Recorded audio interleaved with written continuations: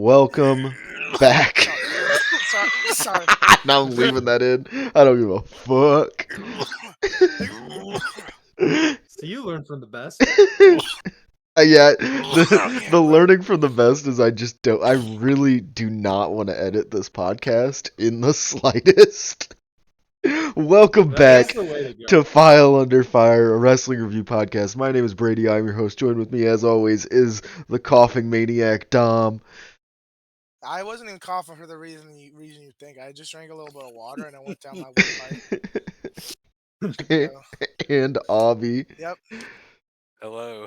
And from the world famous Best in the Worldcast, Mr. Corey. Hey, how's it going? I don't know how else to introduce. He's got a blog. He writes about wrestling. Yeah, But I talk about wrestling here and there, and I have enough of a quota where like I'm not seen as much of a loser. I just release on a consistent enough basis where it's like, oh, this guy does this, and it's not weird.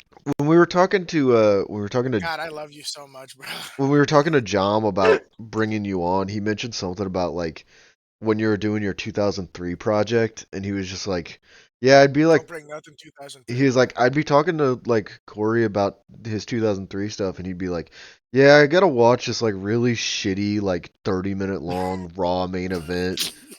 and John, I watched way too many Triple H matches. John was but just I like, did it- you don't have to, like, you know what's gonna happen. I did learn my lesson by the end of the year, but I at least got to hear this one Kane versus Triple H match. Triple H hits Kane with a chair, and it sounds exactly like the commentators in CZW going "bam," except for it's from Jim Ross's voice. So it was like, whoa, that's awesome. That's the only good Triple H thing I got. Yeah. Made it all worth it. And if anybody listening who has not read Corey's 2003 write-up, Do get that on will fucking kill you, bro. Yeah, I'm sorry, I'm a part of that group. I got distracted solid really. a year and a half of work. I had it. I'm never doing one again. I had it open on my tab for like I had it open in my work computer for like weeks. Never finished reading it. Well, if you're not gonna right, read it all, man, just skip to the like match recommendations and stuff. At least. Yeah, fuck you, man. Yeah, I just have yeah, I can't. Yeah. That look. I remember there was like one part. I did like a chunk of all the write-ups once in like one day, and it took like a bunch of hours, and I felt like my eyes were gonna like crawl out of my head. Yeah, that's like sounds like the worst shit ever. I hate writing a lot. It's for the love of the game, and well, I know you like talking, dude. Yeah. Conveniently, I wasn't expecting that shit. No one's ever insulted me on this show, really. I did. I was whenever I was and like, I have been. When I was looking for matches, I had to like consciously be like, okay, what year is this? Because there was a long period where like there was a period before I picked my match where I was trying to decide because I almost brought I was gonna bring something from Noah because I watched like a bunch of like Ricky Marvin stuff and Kenta stuff and like I was originally gonna bring stuff like that and I'm like, okay, I gotta be careful here that I don't bring like 2003 stuff. Nah, it wouldn't have mattered anyway. I would have gladly talked about it. Yeah, but Aubie also told me not to do it, so I listened to him because he's like my dad. Fair enough. Whoa. Well, I almost fucked up too. I found a crazy sounding match, and I was like, maybe he didn't watch this, and I went and checked the post, and it was mentioned. It was mentioned. I think it was like a Guts World match or something. The what? Or a Guts World or a Crescendo or something like that. There was some scum like indie. Yeah. Some crazy scum indie 6-man. He watched everything, evidently. No, I watched everything, and it's over. Yeah. I've not like watched much wrestling since, per capita. I'm starting to get it. This podcast has nothing from 2003, but every single one of these matches is a fucking ass beating. It is. They like. There is not a single pulled punch, I think, in this whole episode. Like I think we didn't do that on purpose, but they are all pretty wild. I just realized how I wrote the title in the thing for mine. It's kind of funny. The like space and then the lowercase b. Anyway. Um. I can't see it, bro. Yeah, I know. Whatever, it's fine. Uh, moving, going on to the match. Fuck, dude, I don't know. It's been a while. I'm a little rusty. I'm a little, Yeah. Damn, bro, I have not been listening. What were we talking about? I'm a It's been a little few months sick. for me. I'm a little sick. We haven't done this podcast in like what, like a week and a half, something like that. Is Nah, that it's been 2 weeks. Has it been two? Try Really? 2 months, dude. Yeah, we skipped a week pretty much. Because we were gonna cancel the pod forever? Yeah. Not really, but It's funny to talk about. it is a funny joke to make, yeah. But anyway, yeah, anyway, we did not cancel the pod. We're here. We are recording. It's going to happen. We're going to keep doing it.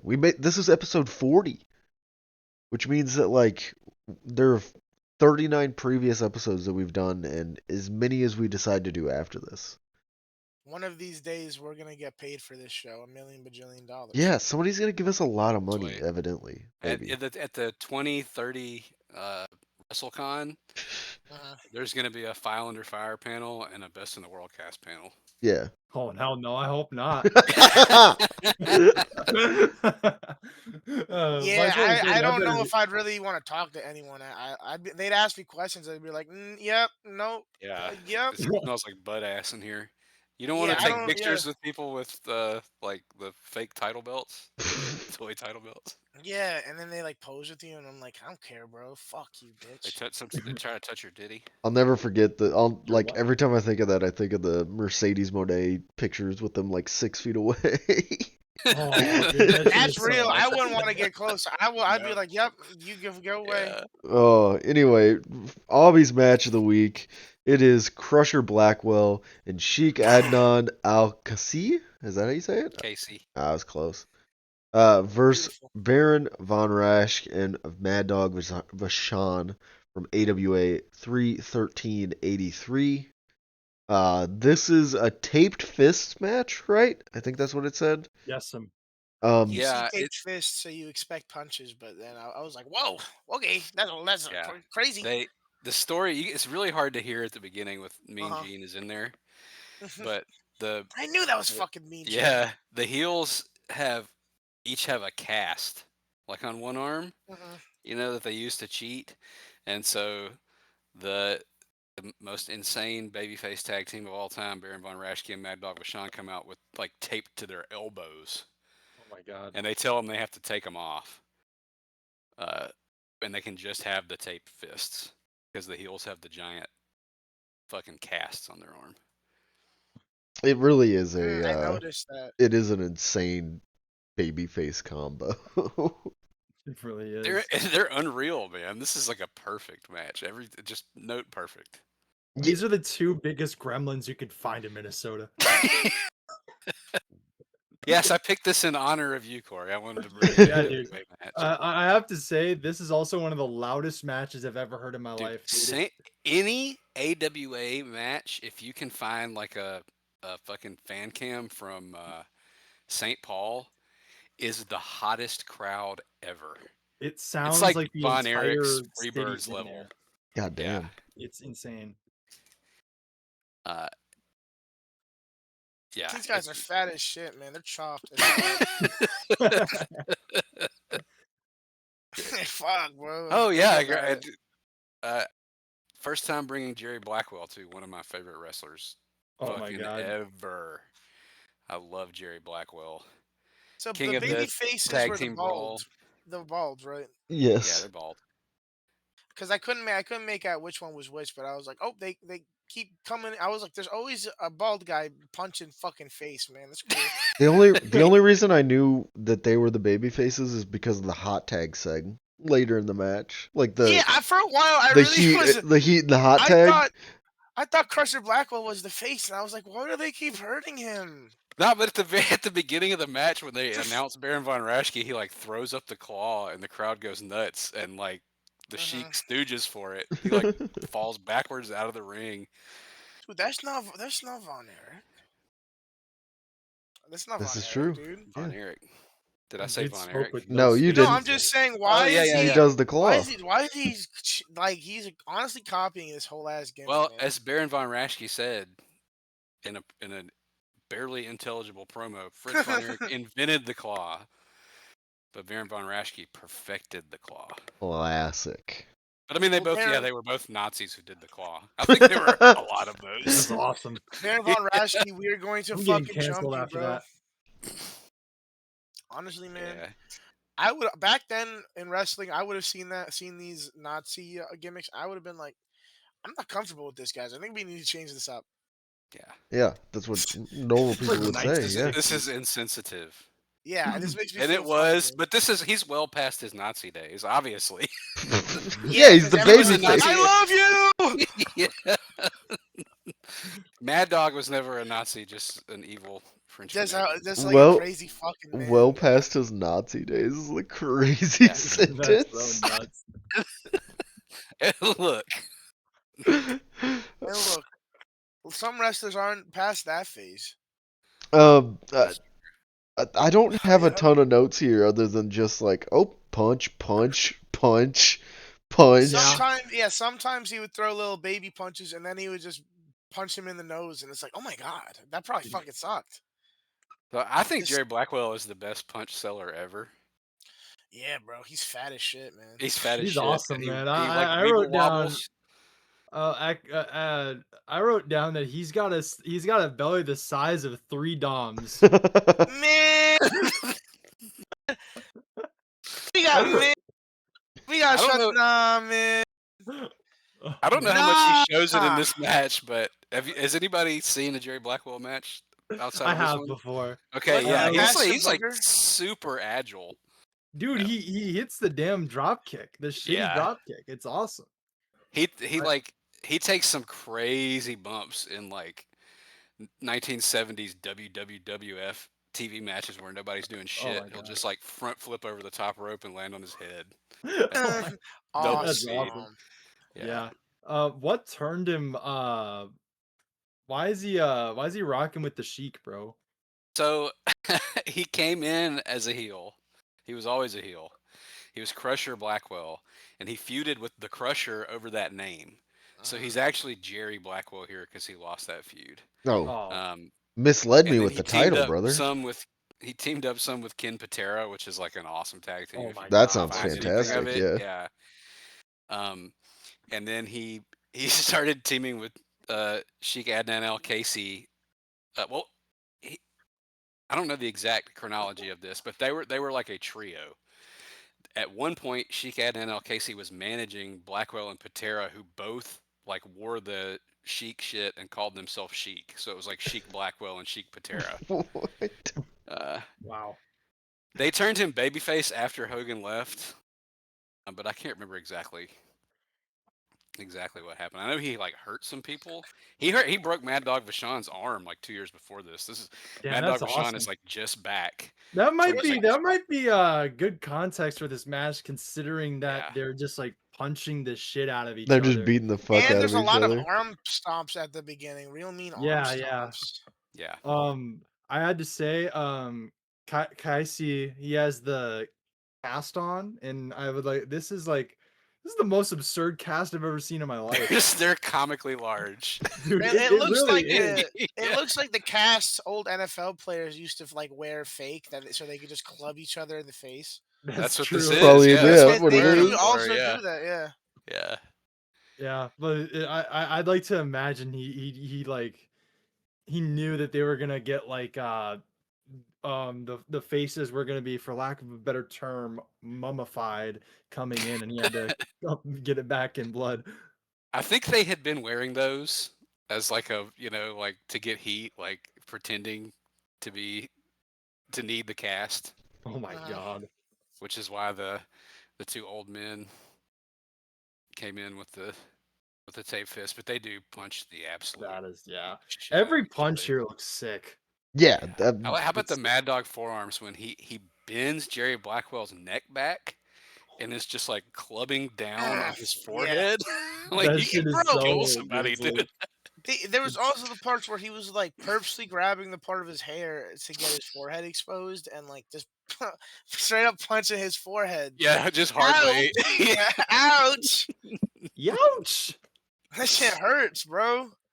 Oh, Liked dude. when Blackwell tried to sneak up on Mad Dog on the apron, and he just like kicked him in the head, and then he chased him around the ring and punched him in the head like 3 Dude, times. there was a lot of fucking head kicks. Who was Yeah. it? Blackwell who did the big fat guy awesome fucking power slam. Yes. That shit definitely always hurts because it's just all that weight on your ribs.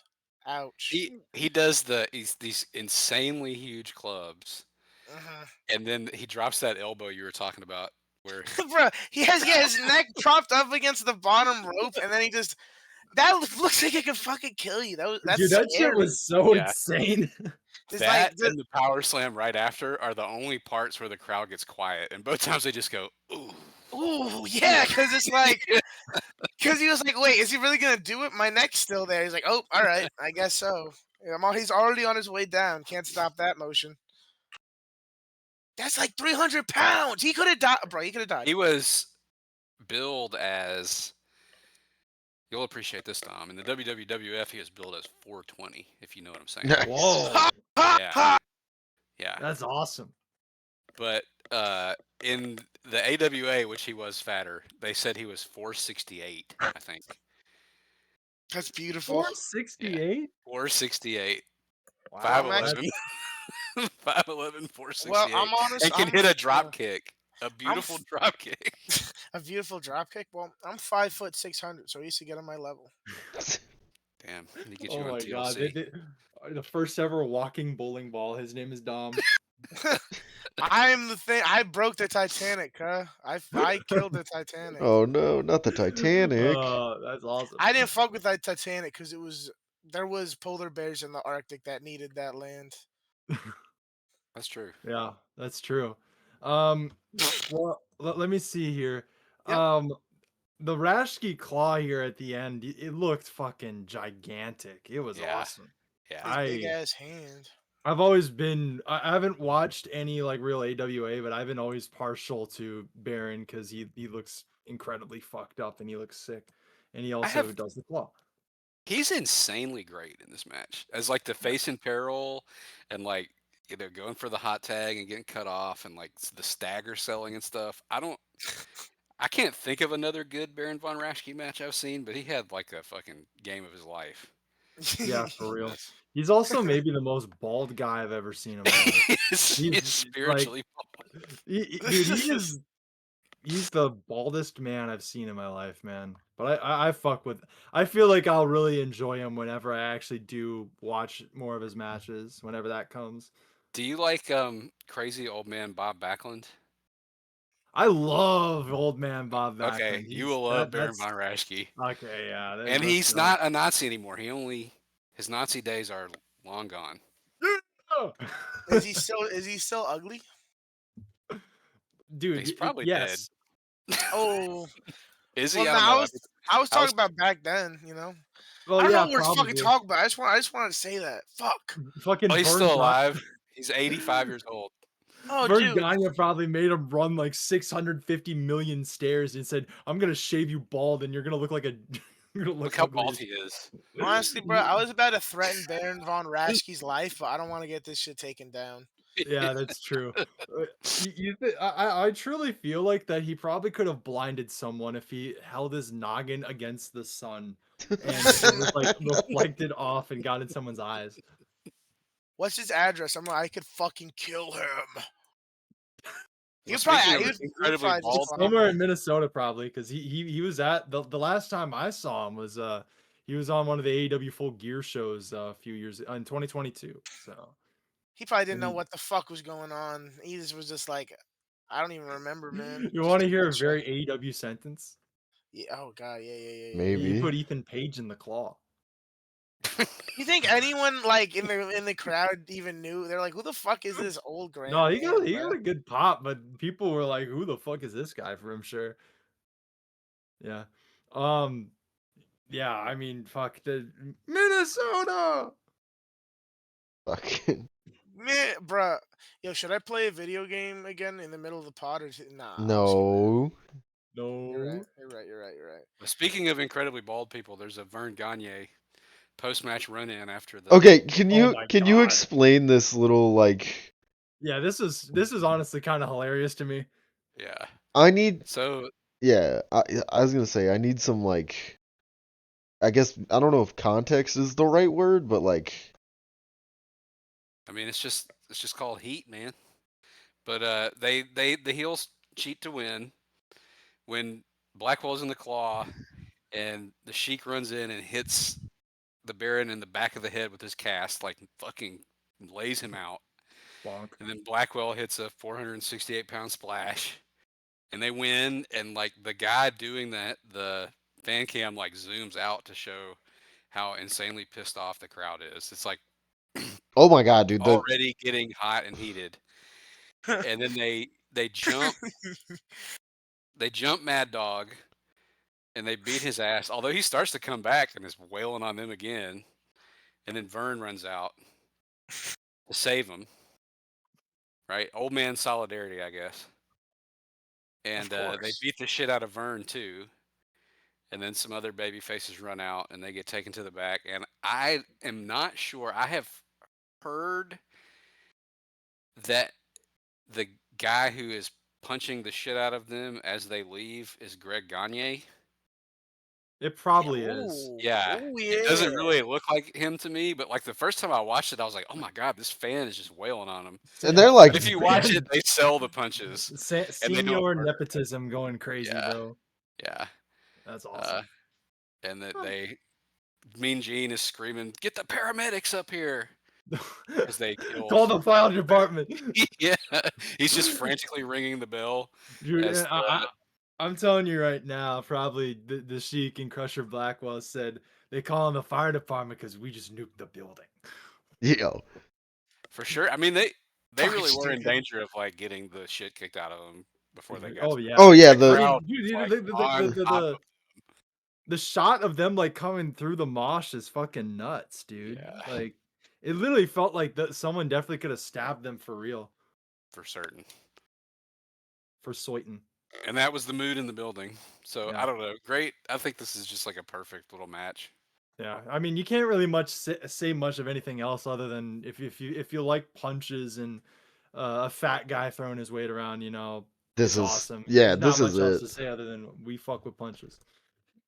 Speaking of fucking with punches, I fuck with peanut butter so heavy, man. That's true. These guys also might fuck with peanut butter. Corey's match of the week. It is JBL versus William Regal from WWE 4/28/06. This is an episode of SmackDown in the UK. This match kind of shocked the dog fucking shit out of me. Dude, I was like, I mean, I kind of expected it because I was like, these are two dudes that like are synonymous in my head with WWE, but really probably shouldn't be here. This is a very un-WWE match. Yeah, like if this match would have happened in like the same era or like maybe a couple years before New Japan, like it wouldn't look super out of place, you know? Yeah. Like it's so awesome. Man. It's really the only thing that would make it out of place is the like fucking 15 minutes of promo up front. Did you guys watch the promo? Most definitely. Yes, of course. Yeah. I'm glad you guys did because this is one of the greatest JBL. Queen. He's so good at like the fake smile, but just being terrifying behind it. Like when he makes Tony Kimmel hold the flags and wave them. Like, he's got this huge smile on his face, but like the subtext is like, "You told this flagger, I'll fucking kill you." He's just so close to like having a come apart. For real. I love this promo too because he's just like, first off, he's in the fucking America jacket, which is one of the most insane things. Yeah, where the fuck did I it's no secret I'm a huge JBL fan too because we did Best in the Worldcast on him literally like 3 days after Trump got elected. And it was great episode. Great timing. Brilliant. Was that planned or? Well, I thought that he was gonna lose, so I chose JBL. Oh, But that didn't happen. see, but, that's where you're wrong. But we do. JBL comes out and he's like just torturing the entire country of England here. He's just like your talking queen, so you much bow shit. down to this old lady. Dude, she said He says, "Your Honor." Your Honor. His misogyny is on 11. He said, "You all bow to a woman." Yeah, he gets. bow down to a woman. He takes a few boxes in the in the promo. He does get a huge pop for saying Tony Blair is George Bush's poodle. Oh, that was a great one. I'm gonna get you guys are gonna be. Are you guys surprised when I say I didn't know who Tony Blair was? Fuck, That's okay. I barely knew. I know that. I'm gonna ask Sam this right now. I'm gonna ping Sam.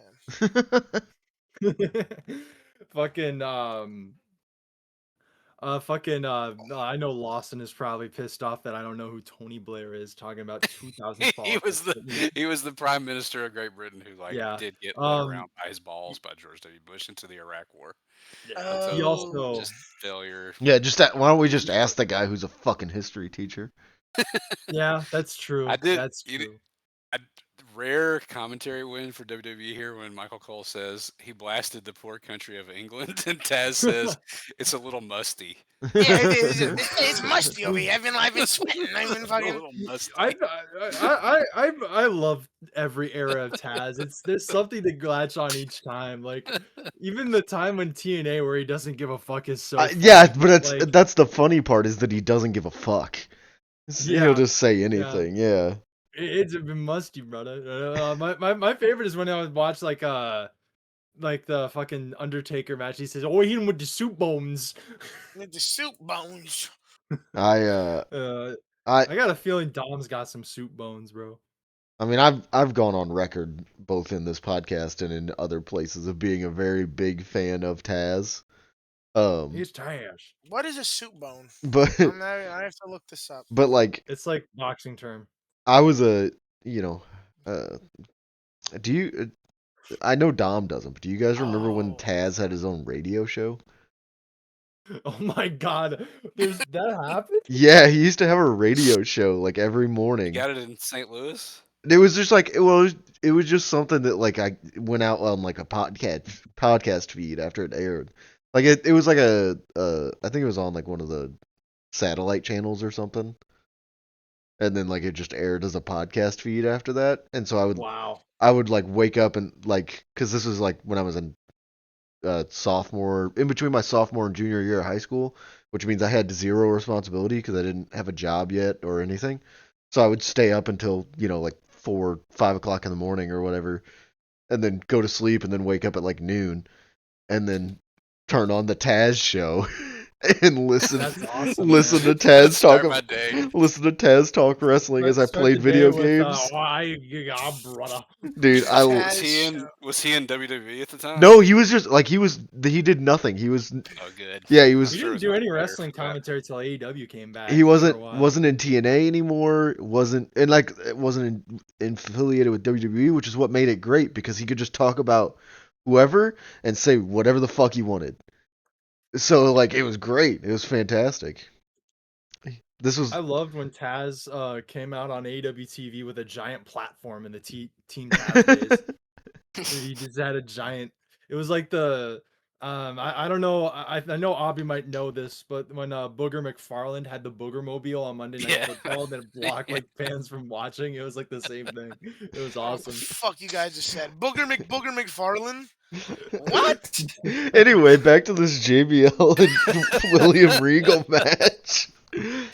William Regal comes out here and he says he fucking hates Tony Blair too. Yeah. Yeah, he calls him a Muppet. Yeah. He's a Muppet. Regal, I love William Regal with all of my heart. He is the best British person in history. We are fans on this show as well. Yeah. He's got to be like top 5 British people. Like, no doubt. And you know who's not on the list of top 5? Ben. Fuck you. Yeah. That's true. Yep. I don't even, Yeah, I don't even know who yeah, Ken is, but yeah, actually, yeah, this, yeah. Fuck you! I really liked Oh. when a couple times when Regal got punched really hard, he would like halfway do the Three Stooges, like whoop, whoop, whoop, like spin Yeah, around in yeah, a yeah, circle. yeah. he's such a great seller here, but like this opening is like one of my favorite openings in wrestling ever. Like Regal fucking he like hits him with the mic like overhead Looney Tune Yeah, style, and it is so funny. It's like he's like swinging like up top, like you could probably get a protractor out and like get a legit angle on this. It's insane. Takes his jacket off to reveal the peak male body. Yeah. Oh my god. It's awesome because he's like strong, but he also has, you could tell he had like a healthy beer intake. Dude, That's like my favorite. These are two great physiques. JBL looks like these are he's got a smacked ass physique for himself here. these are two guys that drink like more beer than they ever should have. That's true. These guys are these guys were like speed running psoriasis or whatever it is called. Alcoholic not psoriasis. psoriasis. Psoriasis Sure is a that's skin how you get condition. psoriasis. I could be wrong. Psoriasis is when you have like dry, crackly skin. Because I have psoriasis, that's why I know that. It's Oh, never mind. What's Albie? I misconstrued it with something else. Albie, you're the smart one here. What is it? Oh, that's debatable. Wait, what? Respect me. I have a college degree now. It's been 1 year since I finished college. You gotta respect me. Hey, Congrats. you did more than I did. That's true.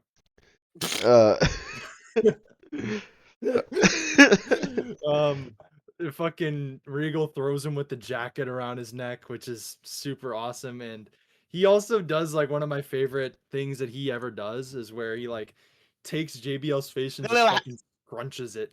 Yes. I like when he puts on the little hat. That too. He put the hat on. It was awesome. Yeah, and he tried to throw it in the crowd, but he didn't. Oh, dude, that British throwing arm. This is why you don't hear about any British baseball players. Fucking well, they got cricket. The big boot that JBL delivers here. Yeah, that was the first piece of offense he threw, and I knocked him out. So that's awesome. That was JBL's first piece of offense, yeah. And then just after he immediately was bleeding out of his ear. Yeah. Dude, yeah, and they go with it so well. I love this match for many different reasons between the promo and everything we've summed up to this point, but this is like where it's like, oh my god, it's so insane where kicks him right in the boot and he's just bleeding out of his ear and he cannot stand up. It's just what the fuck. He keeps stumbling around like a baby deer. Yeah, That's true. I love that so much. The like stumbling around and everything. And like it's wrestling's fake. I didn't care for it. It's funk-esque at some points when he's like trying to go to punch, but he can't because he's so loopy. Yeah. Then like all of JBL's offense is fucking brutal. Like, oh my god, there's just nothing in this match is nice. I think the only like maybe nice part is Regal gets that STF. That's not an STF. Is that an STF? Well, you can't. That is called an STF. Yeah, that's why. Yeah, because it's called sucks. It's called the Regal stretch. The Regal stretch, yeah. Actually, that's the Border City stretch. I think that's a different movie. Yeah, that's what I said. It wasn't like a WWE match. It's not smooth. Nope. It's not like a WWE TV match that is usually There's a lot smooth. of matches just like randomly like this on SmackDown at the time. Yeah. Lawson talks about a lot on his year-end article in 2006. Everyone fucking hates each other and they just hit each other. That's what made SmackDown the better show. In the ear like Greg Valentine. Yeah. When he sees his bleeding, he goes to he just mode. He stops punching and he'll just like posture his head and then kick it real hard. It's like, oh, okay. Yeah. That's real. They probably had some words backstage. He's probably like, Yeah, oh. it's funny too because like JBL, like I feel like that he didn't really tone it down, but he still like isn't like kicking right to his ear, but he'll still like Kawada kick Regal right to the earlobe. It's so great. He's a We mean get a little motherfucker. yeah, we said fuck you, man. Regal ducks out of the first clothesline from hell into a big old suplex, and I it like was that. I yelled. Taz gets really horny for that. He's Of like, that was a course. suplex. Of course. Yes, Yeah. that was nice. That was. Yeah. He Activated. saw some neuron activation. I think that Yeah. he gets a little bit. He gets like 5% more locked in Whenever he sees whenever a someone suplex. does a suplex. Oh, that still happens to this day. If you do a different type of suplex other than just like vertical or German, he will tell you the exact minute detail of what type of suplex that was, why you do it that way, opposed to. Yep, that's what I use. That's what I would have did back then. That's what I used to do. It's statism, I guess. That's the technique. That was my technique. Can we talk about this clothesline from hell that JBL delivers? Because it's really not a clothesline. It's like a punch. He like punches him in the side of the head. Yeah, like it is. He moves in too close, but he's like, I'm just gonna keep doing it. Like I don't care. I thought about because like as I've mentioned, I think I've mentioned on the podcast before, and like I know for a fact I've talked about it about like I think every wrestling fan does this in their head where they're like, if I was a wrestler, like what would my moveset be? And you think about stuff like that. And I think like at some point everybody goes through the phase of like, I want to do the clothesline from hell. Because like have you ever seen JBL throw a bad looking clothesline from hell? The answer's no. He bounces off the fucking rope and then like just lays you out, and depending on who's taking it depends on how good it looks, but he makes sure it looks good every time because he just fucking kills you. Yeah, he does his part. Just throwing it yeah, it's how does the person sell it from there? There's two things I've never seen in my life: a bad clothesline from hell and a pair of boobs that I wasn't excited to see. Damn, that's a stand-up material, man. Yeah, man. Dom, I got a question for you. What is the deal with this airplane food, bro? Bro, honestly, bro. Shit, I don't know. I'm not on an airplane, but I'm scared of them. I'm scared of the heights. I'm taking you to new heights, dude. No. That's hey, that's a different podcast, brother. We can't talk about that here. Patreon. What's New Heights? What's the reference? It's I don't know. It's just a play on the words. It wasn't anything. I just said. Damn! The way they said something, I thought it was something I didn't know. New Heights. Not. It ain't nothing. New Heights is a podcast, but it's the Kelsey Brothers podcast. I share. That's true. I share the same. Is the Kelsey brothers, bro? One of them plays football for the Eagles, or used to play football for the Eagles. The other one plays football. Those. I don't the fuckwit that's about to marry Taylor Swift and shit. Dude, I wanted to get a water so bad. I'm so thirsty. Go get a water, bro. You're gonna have to pause the podcast. I'm not pausing shit. Don't pause no pod, bro. Listen, I have a strict the only reason I put the podcast in I'll bring you guys behind the curtain here, all right? The only reason I put the podcast behind or into any editing software is because I'm an idiot and record in MKV instead of MP4. And so I have to convert it from MKV to MP4. That's the only reason why I put it in any kind of editing software. That is awesome, man. Especially now that because there's no intro anymore because the goddamn UMG got our ass.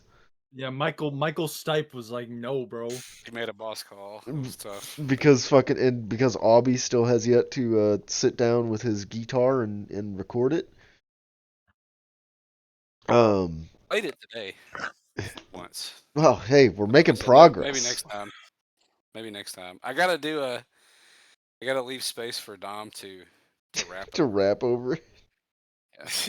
Bro, we're gonna upload that one day because I'm trying to think of a way. Maybe I could make it more professional. What if I really find that beat and I put it over it? But I don't know how to do none of that. We're gonna figure it out for the podcast. And I got my water. Handshakes, hugs.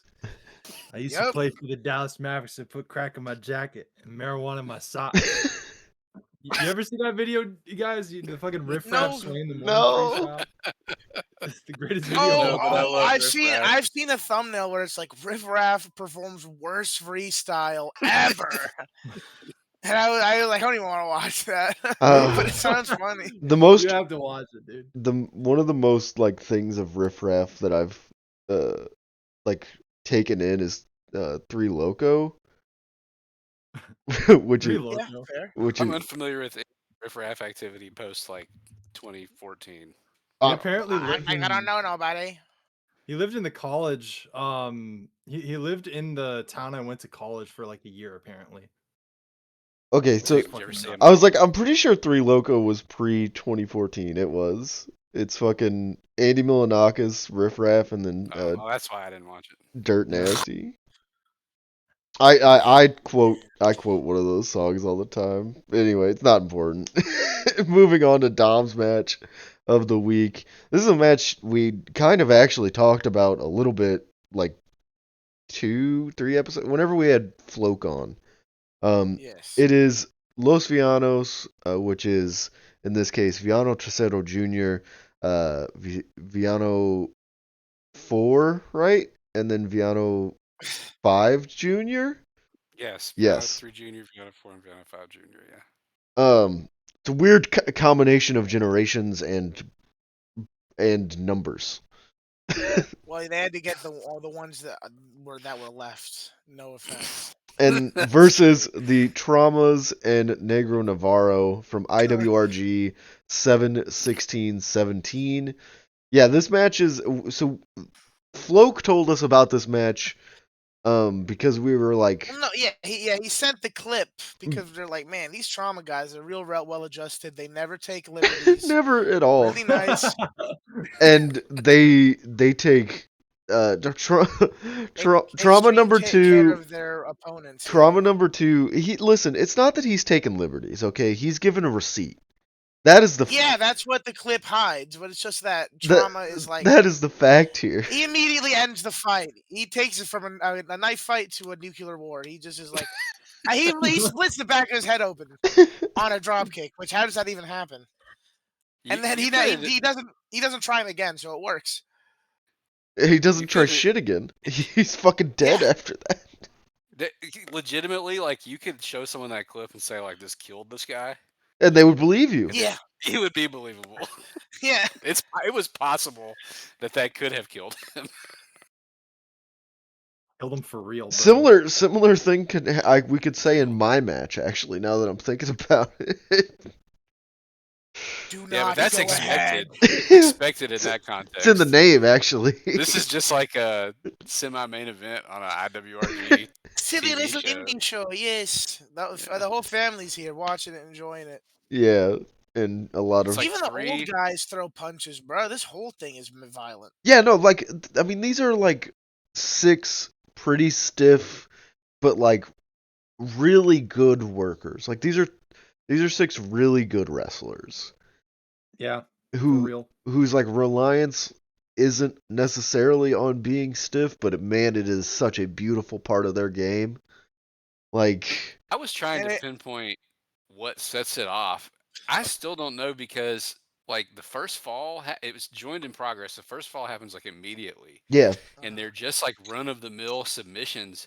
And then the traumas come in and just start smoking the fuck out of the Villanos. Yeah. So immediately. Awesome. So like yeah, which that is always the case when I watch the traumas where big fat trauma primero, the first trauma 1 comes in and he's like, I'm not gonna be nice actually. I'm gonna smack you in the face. Fuck you. And that kind of happened here, like always. They come in and they smoke him. Yeah, I don't think it's necessarily like they're trying to stiff them as like a payment thing or anything. I think like They're just working. This is the only. That's just how they work. Way they know how Yeah. to work. Yeah. Like, and Viano 4 gets it. The younger Vianos get to learn it. Negro Navarro. Like, I'm gonna try and give it back maybe a little extra, and they quickly learn. Don't do that. Negro Navarro is like this. This is how I taught them. This was their. This was how they. Yeah, like I was saying, even the old guys. If you think in a match like this, they would not get a lot. Bruh, they come in and they just kind of throw punches at the jaw, and it's like, oh, okay. Yeah, Navarro is definitely like the one that's like the most checked out, but you still get moments where it's like, oh. Yeah, he's like I'm not gonna sell you this shit. I'm kind of old. I'm just gonna throw some punches to your face. I'm gonna see how this goes. I love watching him as an old guy because he never bumps or sells, and it is so funny. That's the best kind of shit. You're really gonna have to work for it because he's like, look, I got a bad hip, bad back. I can't even bump. You got me work for this, man. Abdul the Butcher style. Viano 4 throws a crazy like Larry Zbyszko spin kick to the gut, and then I can't remember who it is, but somebody immediately returns one that's like twice as bad. And he just goes down. It's such that's the whole tale of the match where it's like someone gives and then immediately returns in twice over. Yeah, tenfold. Like with the clip we're talking about with the super crazy trauma drop kick, like we were saying, that literally only happens because little Junior Viano throws a pretty fucking nasty one himself, and he's like, well, now I just gotta throw one back now. I can't have this happen. Yeah, they had already killed him in the camel clutch. Yeah. He's like, bro. He was like, I can't look like a bitch in front of my father. I cannot. I have to kill you now. He's like working he's like working Trauma 2 over in the corner. Like just chopping them and shit, and he gets them down, and then he runs and he delivers like a pretty nasty corner drop kick. And it takes Trauma 2's sat there. And so Negro Navarro gets in, and he kind of takes Viano Tercero Jr. over to the corner, and he's working him over, and then he takes his legs out and has him sit down, and he's gonna do it to him, I think. But then Trauma 2 comes to and comes over and is just like, nah, dude, this is mine. And he pulls him out. He stops him. He's like, let me get my he fucked me up. Let me get this in. He's like, let me get my lick back, bro. And he fucking he kills him with one where he does the headstand swinging one, and then hits that, gets up, and then delivers another one immediately to him. That's the one that's you could have broken his neck. This explains why Viano 3 Jr. is the way he is now. And it is so insane. And it's so funny after that too, because then Viano 5 Jr. gets in the ring and he's working, and it's you could feel he's in there trying to calm the situation down, because he knows that he just got this match was so his cousin just got killed, bro. I didn't really get the vibe that we were shooting until then. I just thought it was kind of ditzy, and it was awesome. It was awesome, they're just kind of having it's a good lucha match. They're kind of stiffing each other, Yeah, but then this guy said, we're gonna kill you, dog. Yeah, you're dead. Good luck. The funniest parts are when the Tricera Jr. tries to get shitted against Negro Navarro, and he just is immediately throws a clothesline, and it's oh, okay. Negro Navarro old man. Your big ass fucking arm around my neck. I love too when rabbit punches that look like shit. Yeah. They probably hurt so bad. Dude, everything probably hurts so bad from these old fucks because they don't know how to be soft anymore. It's just all to my fucking face, bro. It's from watching what I have of a lot of lucha, I feel the correlation for guys as they get older, the harder they hit. It does, because it's they what they lose in their mobility. They don't care. Yeah, they don't care no more. Yeah, what they lose in their mobility, they're just fuck it. If I can't do spectacular stuff, just hit the fuck out of you. That's how it should be, the natural order of things. Yeah, it's can I bend my knees? No. Can I punch the shit out of you though? Absolutely. You think they got life insurance? Oh, not a chance. Yeah, if they did, that might be a reason why they're just fuck it, dude. If I die, I die. Yeah, no, the Do you Trump. like when Negro Navarro comes from behind? I don't know if it's the older Viano or Viano 5 Jr. and he like jabs both his thighs and he goes like, oh. The only way I could tell the two like Viano 4 and Viano 5 Jr. apart was whose straps were farther apart. Yeah. Ford had them things out. Yeah, because Viano Who had better cleavage? Viano's Yeah. 4 He was Viano low 4 is a cut. bit more like flat chest kind of like barrel, you know, like whereas like Viano 5 Jr. is a bit more just regularly round. That was the only way I could tell the two apart. I'm glad that I provoked tit talk. It's Also, wonderful chops as always. They're always loud as fuck. Oh, Especially yeah. with these- Overhand. yeah. Always Always overhand. with these guys. always with these fellas. So like you said, the first fall comes like just pretty quick, and then you get the second fall of Negro Navarro acting like he got hit in the nuts, which classic. That's the dichotomy of really just like mean offensive stuff to funny oh, finishes. You hit my nuts! Ow! You hit my nuts! So That's Negro, why it doesn't make sense that it escalates like this, because it's like clearly setting up a match for later. yeah, Yeah, but they're just like so mad at each other. Look in a silly way, but they just stiff each they're other in the live middle. rounds, yeah. Yeah, and then like Oh. the end of the third fall comes as like Viano 5 Jr. tries to sell it like he got hit, but the ref isn't buying it. So then Viano 3 Jr. distracts the ref, and then Viano 5 Jr. goes to run the ropes, and Viano 4 just trips him. And then he's like Viano 5 like turns around, he's like, "What the fuck, man? Why did you trip me?" And he's like, "So, like, you just got hit in the nuts." And he's like, "Oh, okay." And then he just starts holding his nuts and fucking, like, rolling around. I'm looking at the end of the second fall, and Negro Navarro actually got low blowed off of a hip toss. Dude, I'm not so gonna funny. Dude, I legit thought... I gotta clip this little run up, bro. Dude, I legit thought that, I thought that he was faking it. Like, he just did No, it for no reason. he was 100%. Yeah. It's so That's funny. why I called this match Ditzy, and it's Ditzy. It's some real old man asshole shit. It's so fucking Yeah, funny. it's dude. not smooth at all. No, but it's like it's violently entertaining. Like you cannot have a bad time watching this match. Like no, it is fucking very fun. You don't expect anything that happens. after we had that pod with Floke, I like went ahead that same night and watched this match, and then immediately went, everyone needs to watch this match. And I don't think he people immediately pinged me and Abi. I was like, yeah, all right, this is pretty fun. And I don't think people heeded the advice. And now that it's on the pod, I'm hoping people will, because it's so fucking good. It dude. is. It is really nuts. Really nuts shit. It's so I bet entertaining. like 1 in 3 trauma matches are like this. I bet if you just go into YouTube and start That's watching it. some Yeah. matches, yeah. Dude, after this, I was 100%. like, I wonder if like there's just more random crazy Viano Tercero Jr. stuff, and that's when I like just started going through his stuff, and I found like. I sent it to General, bro. Look at Dude, this this is little the best clip ever. It's like he legit looks like he has a heart attack. He's like, oh! Which this would make the second match that I've covered where we say, did this guy have a heart attack? Like, it's crazy. This, if I had a nickel each time, I'd have 2 nickels. It's so which is perfect too that impressive. it comes from Viano 4. Like it's old guy on old guy violence. It's like a quick little hot tag thing, and then he fucking fucks it all up. He's like, oh my nuts! Ah! Just fucks the whole momentum up against the fall. It's so funny. That's probably why they were mad. He was like, dude, I had like 3 more fucking things, you asshole. Fuck. Yeah, He's like, I don't want to do it no more, bro. This would be funny.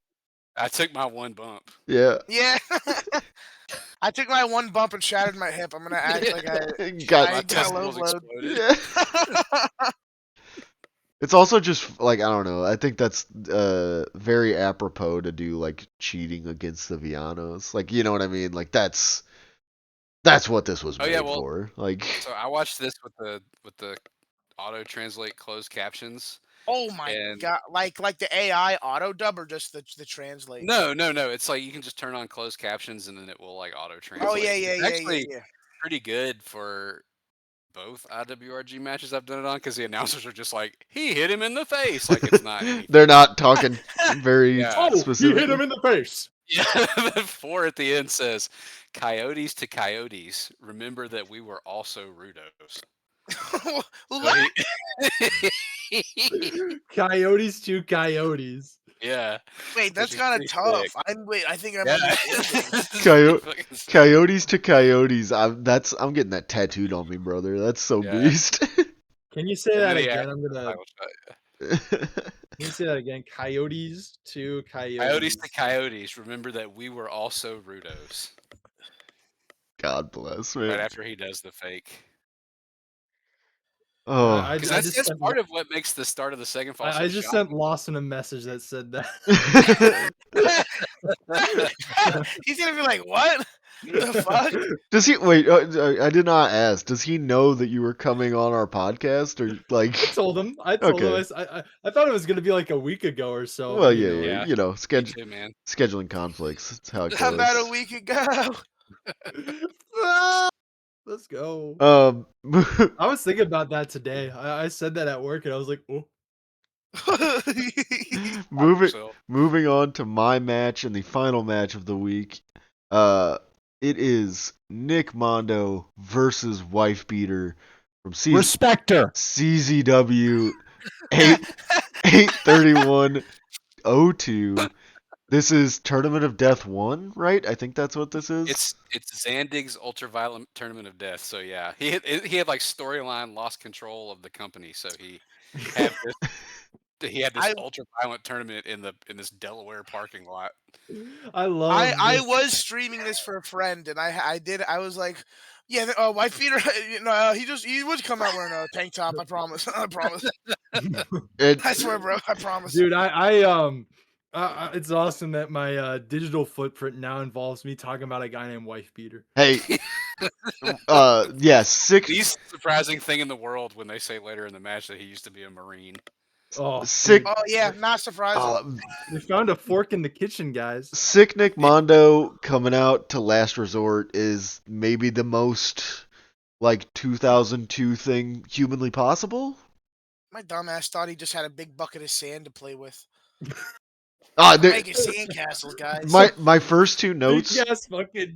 Big ass plastic shovel. Yeah. My first two notes are, "This is my last resort" in all caps, and then "good salt." Good salt. And then I realized it was salt, and I was like, "Ew, dude. What the fuck? That's gonna suck." Yeah, he was giving them like free samples ringside to like. Yeah, feel the salt. Check this out. The 2002 CZW fan base, aka Chopped Incorporated. Oh, Nick Mondo built birthplace Minneapolis, Minnesota. Wow. That was unintentional, brother. Have you guys ever seen the Nick Mondo or listened to the Nick Mondo and Steve Austin interview? No. What? Holy shit. Yeah. It's honestly like a really good listen. Fucking Steve's like actually dialed in.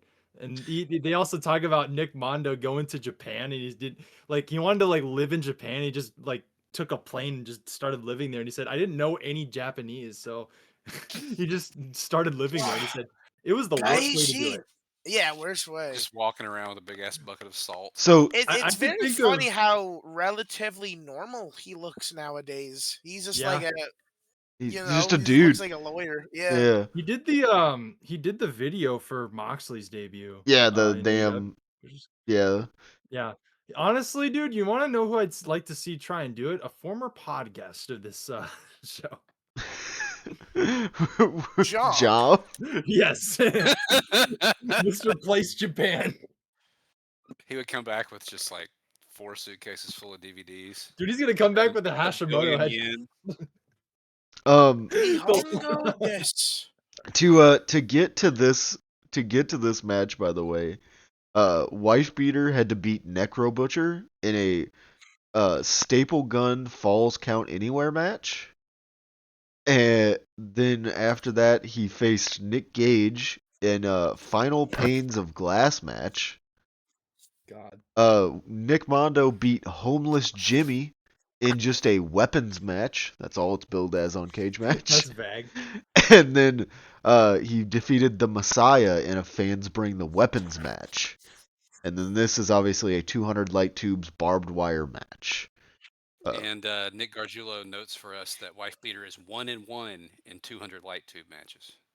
Bro, I forgot to mention when he starts pouring the salt over the ring. These dumb cocksuckers start talking about that. That's what the Viet Cong used to do. That's a torture technique.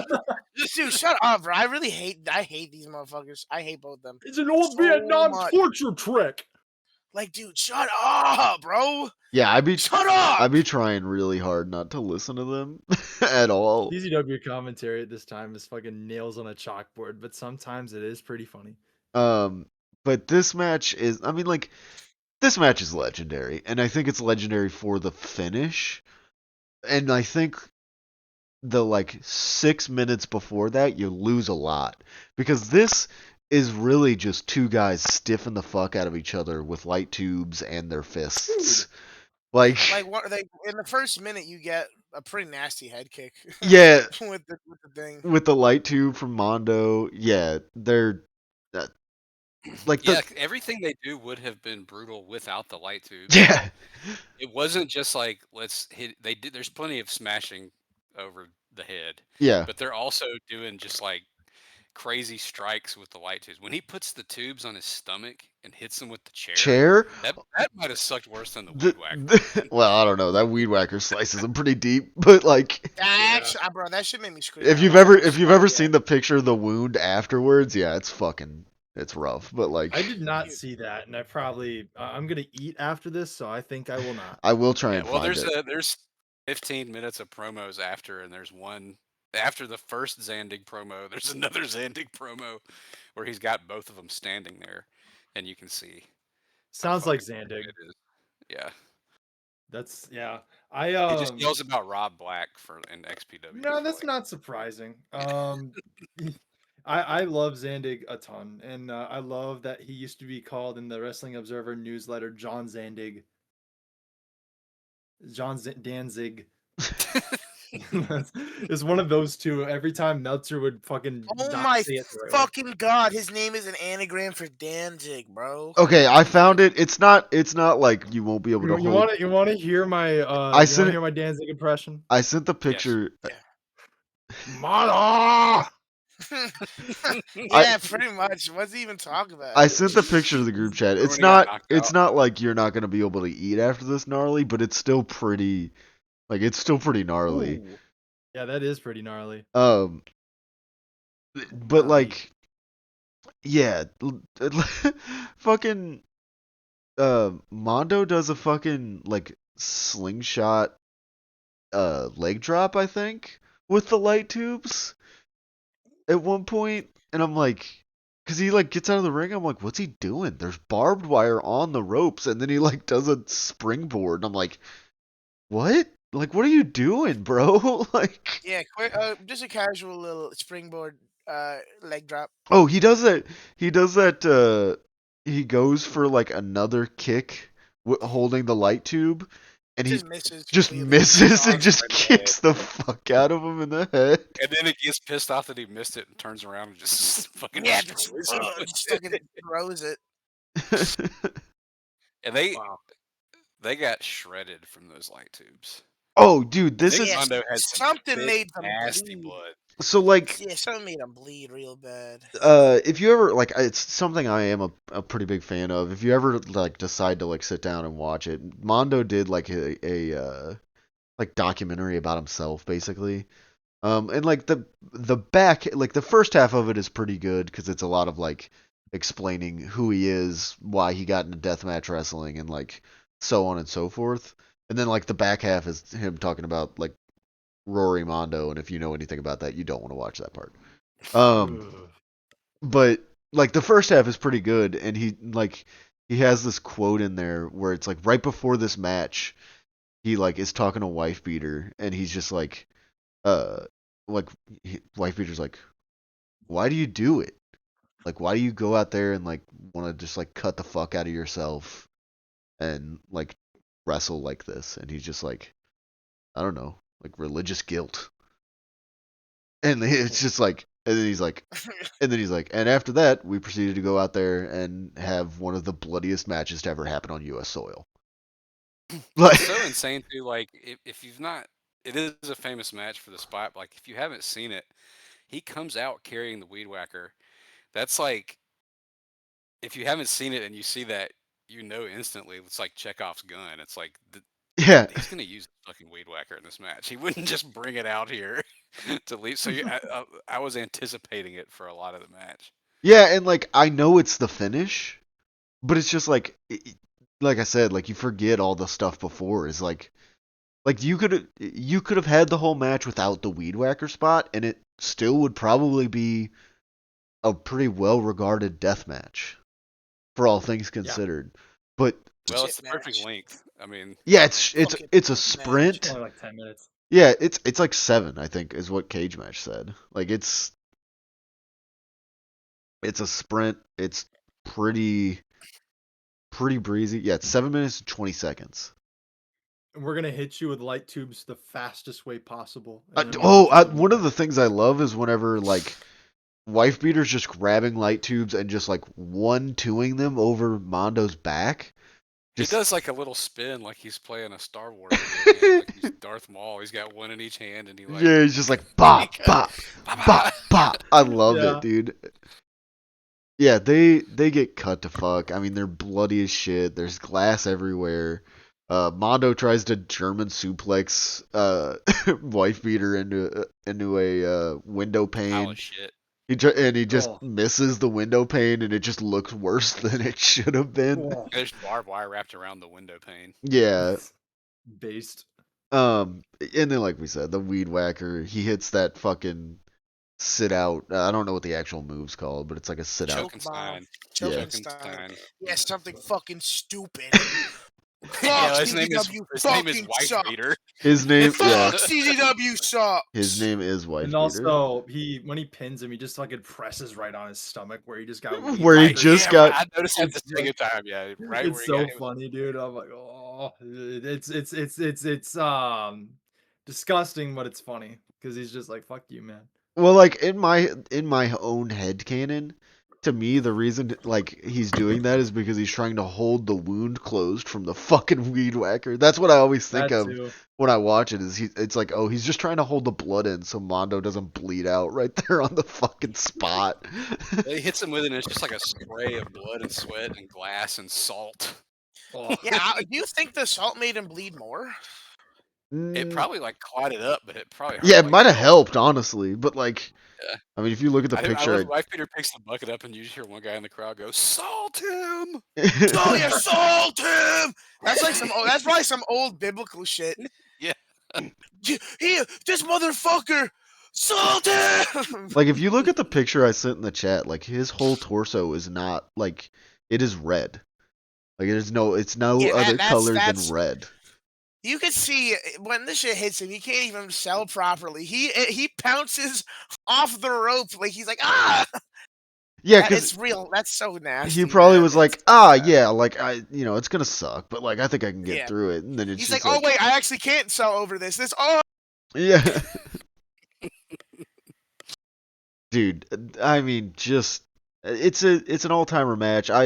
I was hanging out in the Moonsault Discord. We were watching IWA Mid-South death matches, and I was like, oh, Greatest promotion ever. maybe I should bring something from this. And I was like, none of them are really hitting. I was like, maybe I should just watch the Wifebeater and Nick Mondo match and just see like how I feel. And it's just, you just watch it, man, and it's just so undeniable.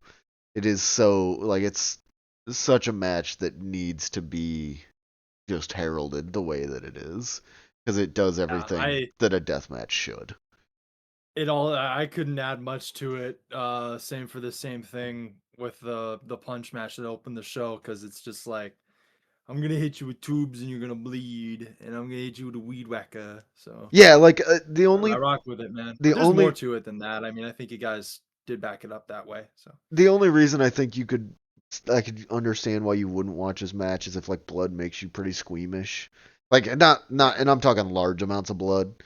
I think we as wrestling fans are pretty used to seeing like a good example is the first match with that kind of like color on the forehead of a couple of the guys. Like I think we're all as wrestling fans pretty used to that. This is like not that, Yes. obviously this No, it is is. It is pretty nasty. a unnatural amount of blood. And yeah, but they're doing it for the love of the game. I mean, there's a reason that like, Mondo stops wrestling after what, like 03? I don't think Wifebeater's far behind him. Like I think he stopped, He retired after this, but then he came back. but like he still only really wrestles until 06. Yeah. So like, yeah, I mean, there's not, and I think yeah, he only works like one match in 06. He wrestles Danny Havoc. Um,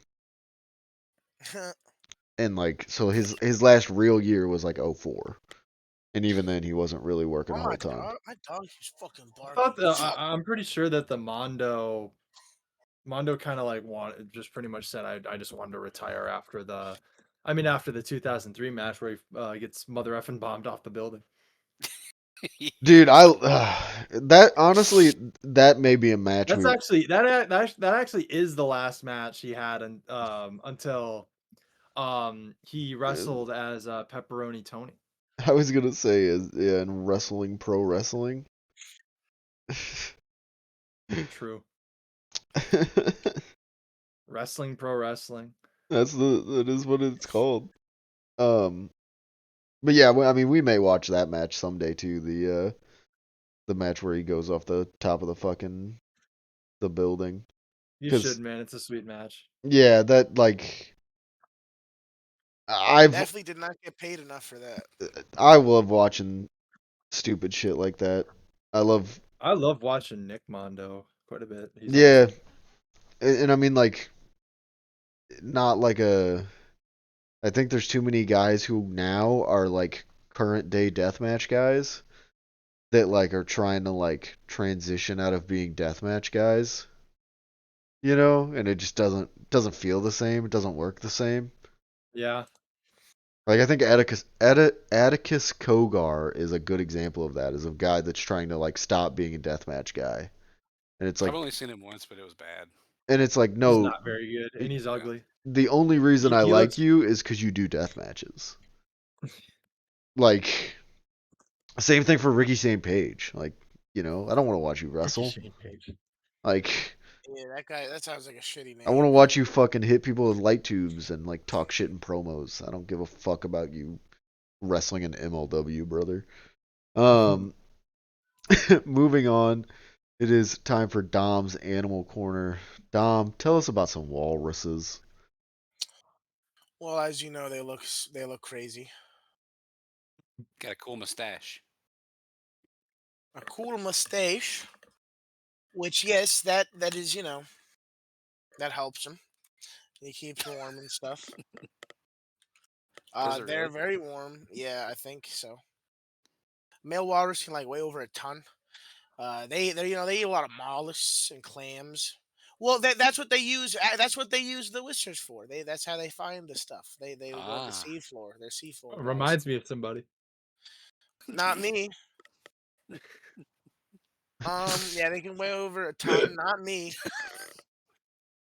Only the males have tusks, and tusks. Dude, tusks. They will fuck. They will fuck you up with those things. They will fuck you up, and they'll fuck each other up. Because there's a lot of mating disputes. That's how they fight each other too. But that's also how they crack open shells and stuff. So there's a lot of things. There's a lot of things. How many clams do you have to eat to get that fat? That's a lot of clams. Dude, I don't know. They must eat a lot. You're right. I don't know how they have that much, but shit, man. Eat all day. I'm pretty sure a group of walrus are called a huddle of walrus. Sick. Which that's cool. They come from the group of pinnipeds, which pinnipeds is like seals and stuff like that. And they're very vocal, bro. Look up any video where they at the zoo. They're like but they learn like there's like 700 million other like vocalizations. They whistle and shit.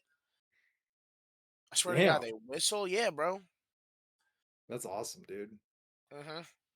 Usually, I think the way it works in the big group is that whoever's got the biggest tusks fucks the most beautiful walrus babes. That's nuts, dude. That's like yeah, that's nuts. Yeah, dude. I was gonna say something, but I didn't seem that accurate. Nah, we don't care about accuracy on this podcast. I was gonna say that's like in real life with men with penises, but it's not true. No, bruh. I mean, bruh. Never mind. Let's move on, guys. Yeah. Just barking and whistling with your big knee knocker out. Most dudes be afraid to moan in their girl. I be all up in there. They click their tongues and shit too. Dude. I do that at the office on and off chance. I don't know why. I just be You have doing Tourette's? Oh damn, that one's doing fucking sit-ups. No, but I definitely got a vocal stim, dude. That's fair. I get that. I do that. I do that a lot. You know, walruses are fucking awesome. And and they look do at got this. that guy doing sit-ups. Criminal. In the zoos, you'll often see them in the zoos. That the tusks will sometimes be capped off to prevent harm. Yeah. To themselves and others. Understandable. Dude, they're just dude. Look at that, bro. Even the babies are big and fat as fucking lovely. Look at that, man. Aw.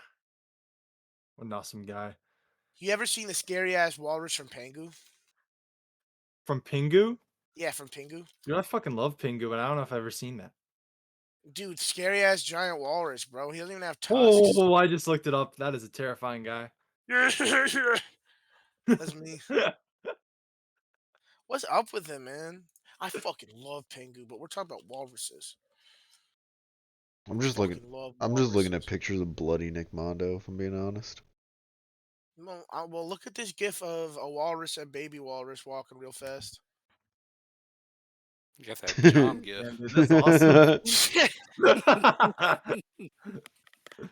I'm not making no fat jokes here. That one of the walrus smiling reminds me of Jamie Heineman from Mythbusters. Yes, it does. Oh well, my that's god, from Pingu. yeah. That is from Pingu. Pingu the show. Pingu the show. They should bring Pingu back. I think they are. Really? Here's this. There's a lot of gifs of this one walrus baby, but I really like this gif. Aww. I'm gonna drink the water. Yeah, sometimes they have scary looking red eyes. But red eyes. But more like blood. They like bloodshot, but they're friendly. See, look, he like. Yeah, I mean, definitely friendly to trainers because since they're young, but I don't think I'd ever test anything walking up to a big ass walrus. I think I would just me neither. Keep my distance and in the distance. I think I would antagonize the walrus. Now I have to look up. Square up with the walrus. How aggressive are walrus? Generally not. Well, the first result is walrus are terrifying. Here's why. Abby, you might be fucked. Why the walrus is actually nightmare fuel. No, I'm gonna go hit him with that Trauma 2 drop kick. Walruses eat seals by sucking out their brains through their nose by using their powerful style. Oh my god! That can't be real. They're lying to me. Fuck off! Fuck off, man. No way. That's not funny. Walrus eat seal brain? I'm looking this up. Whoa. Is it bullshit? A walrus? Is that bullshit? That's bloodier than Yeah, that's bullshit. This is all bullshit. Sick Nick Mondo. Sick Nick Mondo. Sick Nick Walrus. Sick Nick Walrus, man. Dude, I will draw Sick Nick Walrus. Don't tempt You me. should, man. Dude, okay, so someone on Reddit has had the same scared epiphany as me. Did a walrus ever suck a human's brain through the nose? First comment result. Put the spliff down, man. Fuck. Shit. He insulted you. They got your ass. dude. Right, I don't know. I'm writing down Sick Nick Walrus so I remember to draw it later. But I'm excited Yeah, to see they don't that. do that, bro. But they do have powerful suction, but they won't suck no brains out. Man, Reddit lying to me, man. What the fuck is wrong with that's you, the second Reddit? time this podcast has given me a good idea. The first time was Ultimo Guerrero fucking Muscle Man. Oh, man. Yeah. Dude, you have to show me that. I have not seen that. I'll find it. It's on my Twitter. Oh, dude. Anyway, I love Muscle Man. yeah, dude, that that was Yeah, bro, but they Dom, are like 2 tons, man. That's scary. They'll Dom, fuck you gotta you hit up. that my mom. My mom. I couldn't get the voice right on. Hey, on that's real. I get it. It's damn near impossible except for the voice actor. Yeah, and he's like 3 other guys too. Yeah, he's Benson too. He's Benson and Pops. Oh my god, that's the most insane lineup. I honestly am the Pops of this server. I'm the youngest Pops ever. Dude, check out this photo of the voice actor of all 3. Yeah, he looks like just like a very perfect. That's Muscle Man. Dude, he looks fucking high as shit here. Dude, I think the whole cast and crew were high when they thought up the Dude, premise. no way they weren't. Dude, I saw a clip of like it was like somebody like edited together like a thing with like the finale of regular show and like an introduction to like the guy who created it, and like it's so funny that like his normal speaking voice is just Mordecai. It's just he's just more. He's just Mordecai. Like there's no change in his voice. It's just Mordecai. Like he just talks Dude, like normal yeah. into a mic. Best acting role. That's probably mad easy for him, bro. Just all right. Time to read my lines. Hey guys, my name's Mordecai. Yeah, he doesn't have to like do voice practice. He doesn't have to try and like figure out how to get into. Yeah, eat your fucking heart out, Seth MacGalen. Shit, man. Fuck. You said that as I'm scrolling through Discord and saw a clip of Ted. Honestly, bro. Ted makes me laugh too hard. I'm a Philistine. Oh shit. Goddamn. Anyway. We got like 3 more segments. Yeah, moving on. I'm sorry, guys. It's fine. This is how it normally goes. It's okay. Moving on. It is time for the cage match game. We instructed Corey on how to pick. He has picked, I assume. Yes. I picked the guy, not the Reviews? Yeah. Hey, I'll take it. Yeah. I mean, last time Dom did it, he just immediately went to cage match like live on the pod. Yeah. No, I know. That's all you have to do. It's fun. It's fun, man. So how am I supposed to do this? I'm supposed First, to you read give us the score. Yeah, give us the overall Okay. rating The for the score wrestler. we got is 8.3. 8.3. Okay. Kenta Kobashi. No. I don't know. Choke Oh shit. Okay, so then I read the reviews. Hold right? on. I gotta guess. Yeah, Yeah. What'd you guess? Okay. I'm just gonna go entirely different from that and just say, Carlito. I know it's wrong. I don't care. All right. Yeah. Now give us the first review. I'm gonna do voices. Okay. Go for it. Don't get off put by that. Maybe not a first-line legend of Puroresu, but I appreciate the longevity in this business. Putting body of his kind on this kind of pressure level through so many years really gets me. Beyond his run with the World Junior Championship between 89 and 93, his single career wasn't successful, but that's not the reason to underestimate his legacy. Oh shit. Oh God. Yeah, we never go for years because I'm always scared Obby's gonna be like, that's blah blah blah. Oh shit. No, I should know. Doesn't exactly Avi have like what- 7 I don't. points and you guys have like 2 and 3? Yes, that is accurate. There is a reason Albie came up with this game, and he's better at it than us. Base as fuck. He trains. Oh, Is it? okay. So it's not. So he was a junior champ in New Japan, I assume. Is this Fuchi in All Japan? Yes, it is. God damn it! Fuck you! Fuck! And Fuck! For just some reason, I was thinking New Japan. It just occurred Hey, to me mid-sentence. Dude, You know, it's crazy. I wanted to review. I wanted to read this review so bad. here you Oh, yeah, can. let him How, read. like, good Yeah, Yeah, this you is going can to be read the fun. other two. Yeah. Or Because I have only seen his Mid-Atlantic stuff, which makes an entirely different perspective.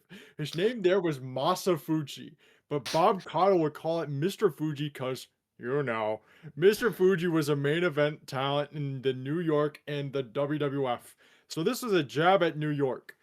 Wrestling has always been a mature sport. You played an enhancement talent role. So many use the derogatory term jobber, but you can easily spot the difference. I watched him in Mid-Atlantic and realized he had something, and wonder if he ever did anything with it. Looks like he did, lol. I am sorry, everyone. I never watched much Japanese stuff. I had a Such long an life insane outside of choice. wrestling, and I'm just now getting back into the whole thing. This is a case of where I need to watch his career outside of America. Until then, 4.75 rounded up. Wow. So cool to come in and be like, I have no I have Nintendo only knowledge. I have I'm only gonna seen give this you- dude kind of here.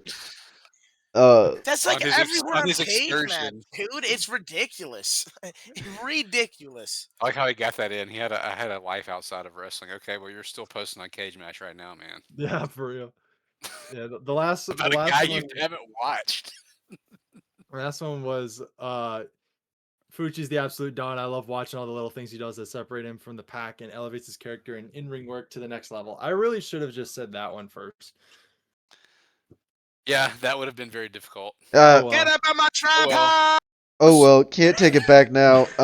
That I do hope you guys know though that 3 points then gives Obby the win in this section. I mean, that's cool, bro. Fuck you, dude. Fuck, dude. Fuck. So no matter what, Cage Match Bitch. game will reset. Bitch. Eventually, I don't know. I do kind of want to do another like a different seg just for fun. At some point. Oh, I bet you do. we're retiring this. Yeah, dude, you suck. Dude, we're retiring this because you suck. I You did didn't. not. I didn't say. You did not plan this with the hosts. I You're didn't- bringing this up now. I didn't say we're retiring it. I said I kind of want to do something different. So you're Yeah. retiring it. Well, while the best in the world cast is on hiatus, we can steal their draft. Their draft gimmick. That's true. That's true. Yeah. This is yeah. we drafted Full Corey Grace. to Corey's draft doing that. to steal the draft gimmick. We do not have autonomy on that sort of thing anyway. So I did. I said this to Corey earlier, and I'll say it now because I think it's funny. Which is like so. Best in the World cast existed before File Under Fire, and I had no idea who Corey or Lawson were at all, and I had no idea what Best in the World cast was. So I came up with the idea for File Under Fire. Right, initially it was going to be, Obby brings like multiple matches every week, or like, and we just talk about them. And then I was like, well, that's stupid. Why don't we all just bring a match every week? And so then that's how it evolved, right? It was the three of us each bring our own match. We talk about it, whatever. And then like we added the other segments that you guys know. If you've listened from the beginning, you know that. If you're new, you know, like initially the Animal Corner didn't exist. The cage match game was like, it was early, but it was like, you know, that wasn't around for the first like probably 5 or 6 episodes. Pros and Counters didn't exist, which we'll get to. But like, I didn't know anything about Best in the World cast, and then Albie was like, "Oh yeah, like my friends like to also do a podcast, like it's called Best in the World cast," and he brought it up, I think, because you guys shouted out this podcast on your podcast. yeah, I think it's so. I think is how it came about, and I was like, "Oh, I'll give it a listen," and I listened to the podcast, and I went, "Oh fuck, I just stole their gimmick without knowing I stole their gimmick." Like They also, because like if you've never listened to Best in the Worldcast, I'll give it the free plug here. They also just review 3 matches. However, they do it a bit differently, where they do one wrestler specific, and then they try and decide by that who is the best in the world if they would beat the current reigning champ. Which Yeah. I did not, I haven't listened to the last couple episodes. I don't know who your current reigning champ is, but I'm pretty sure Let Kobashi me. was one of the later episodes, so I feel like it's probably just Yeah, Kobashi. when he was we did the senile Kobashi episode. That was awesome. I think the current champion is Yoshihito Sasaki, but I could be wrong. So Beautiful. yeah. I mean, that makes sense, but yeah. So if you've never listened to that podcast, you should, because it is. Yeah. We got 57 great episodes. If you like this Yes. podcast, you will like that podcast, because there's Yes. a lot of things in similarity. The only difference is it's Yeah. two. Well, we did one move. We did a Oh, movie review episode, Dude, and I we love also did. I've ever since you guys did that movie review episode, I've wanted to steal that gimmick, because I'm like, it would be so funny to just one week just come on here and not talk about anything wrestling. Oh my god. Well, we have to do one movie. Ain't no way we're watching 3 movies. Yeah, in a we're week. not gonna watch 3 movies, but like Don's attention The span can't longest handle that. podcast in the world. yeah. The other one was I think I I'm the- think the other one was when me and Lawson actually met up. Oh, did What's you going on? said fuck that? Yeah, bro. I watch movies sometimes, man. What's going on with that? Wait, what? What's going on? Pros and conners. Oh, I'm ready. Oh, do you want to do pros and cons first, or would you like to do the other email? Because we did receive another email other than just Connors. Which one do you want to do first here? Well, I have the Connor one pulled up, so we'll do that first. Okay. Hey, Fallen Fire Dudes, pretty straightforward. Pros and cons response to last episode for this week's topic. Are there any other promotions you could imagine being a good subject for an episode? And what qualities besides good matches would make a promotion a good subject? Also, what's your favorite Thanksgiving side? Ooh. I think a 0-1 episode would be. Yeah, 0-1. We Have talked. we mentioned it on pod how we've brought up the idea of a Green Ring Noah thing? Yeah, that's the one we've No, I don't think so. But yeah, that'd be a good one. That's the one What do we've you mean Green Ring, Noah? That's the one we've really considered. Basically, anything we- before they got rid of the green mat. Like yeah, that whole like era with the Green Ring, just anything from that sort of thing. Right. That Yeah, we like. that'd be a good one. Which like the 0-1-1. it's a pretty like This is interesting for you guys because you actually have a listener in the show for Yeah. to bounce ideas on. yeah. Yeah, we're gonna get next week and just be like, let's just do the thing we said on on fucking Pros and Cons. I hope so, man. That validates me. Well, like we Memphis would be good.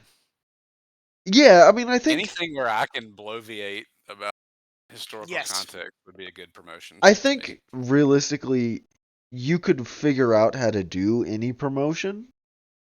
Of it, like, there are ones we're never going to touch, and I think everyone knows that. Like, the list is not long, but it is distinguished. Like, there's no way in hell we would ever do a PWG episode. It's not happening. As much as my little heart may want it, it's never fucking happening. Yeah, we rallied against that. We did. That's our line. Yeah, and it's sad little side. We did. Sorry, bro. We not doing fucking PWG. What about favorite Thanksgiving sides?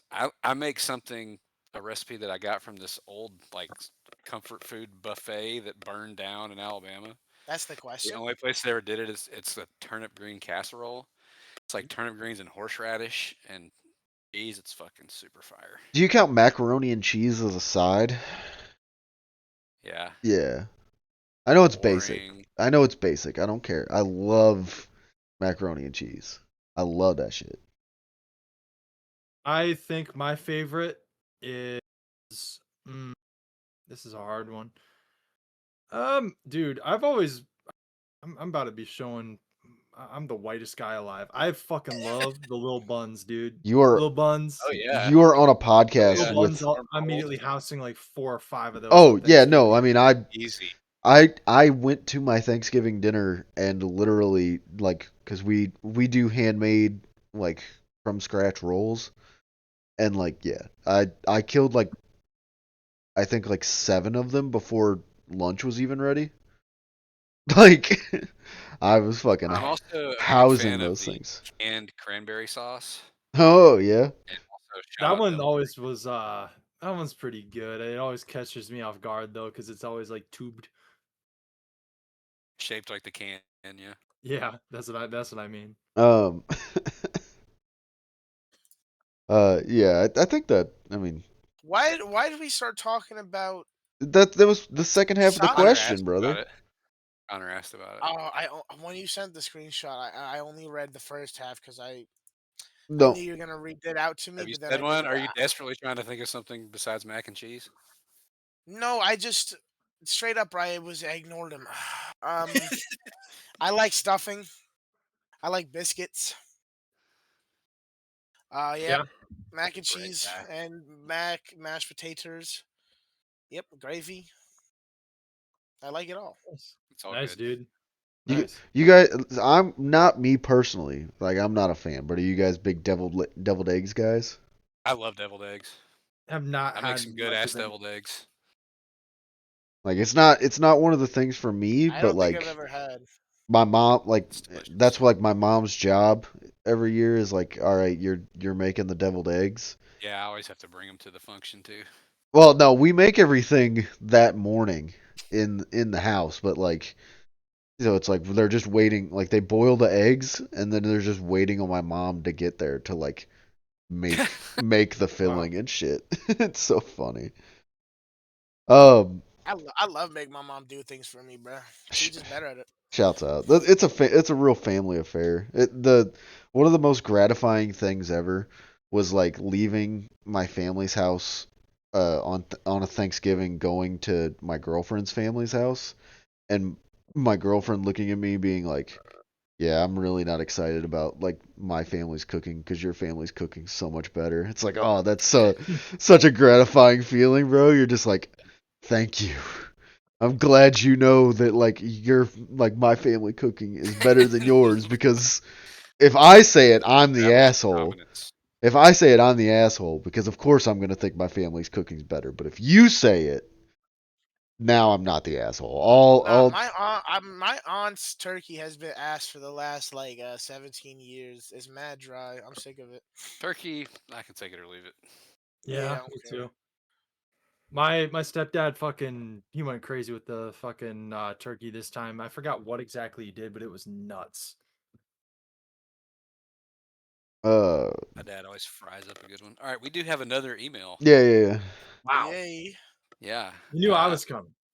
And the yeah, exactly. The subject line is free opportunity to complain. Okay. And this is from Nice. Biz. Hi everyone. Why is it so hard for wrestling writers to not be really annoying, be it in style or personality?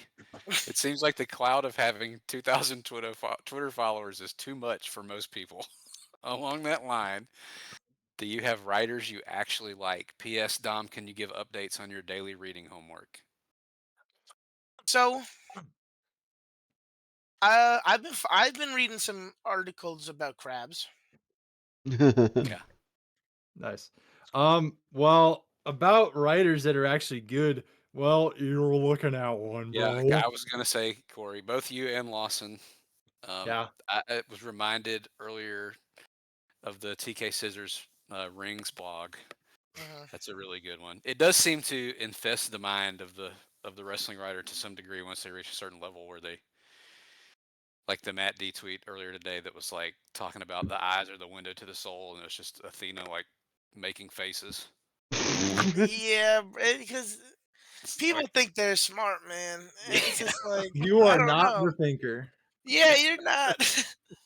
I did not see this, and You're now not I getting gotta. like a college thesis out of AEW wrestling, man. You gotta look Yeah. at some. You gotta look for But something they're else. trying on every match. I'll Hmm never forget the Dean 2 reviews. just gobsmacked by writing about Manders versus Rhino. Oh my god, bro. Man, What could you like, possibly say? this shit was pretty mid. That's all you gotta say. Yeah. Yeah. Anywho, was the crabs your reading homework, Dom, or was that just the writer?